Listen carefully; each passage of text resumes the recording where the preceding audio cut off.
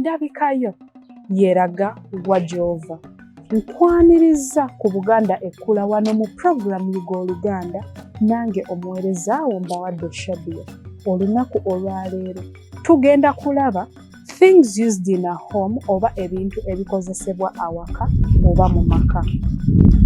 Nga mu bino tulinamu basin oba ebbaafu, tulina saucepans, amasefuliya, tulina spoons, ebijiiko, tulina cups, ebikopo, tulina plates, amasowaani, tulina mosquito net, akatimba k'ensiri, tulina mingling stick, omulawo, bed sheets, amasuuka, tulina mattress, omufaliso, tulina bed, ekitanda, mortar and pestle, ekinu n'omusekuzo, sofa sets oba ziyite entebe, tulina television oba giyite TV oba telefayina, tulina radio giyite radio oba omuleereetu. Ebyo bye bibadde ebyokuyiga byaffe eby'olunaku olwaleero. Sigala nga weekuumidde ku mukutu awangaale mu maaso mo.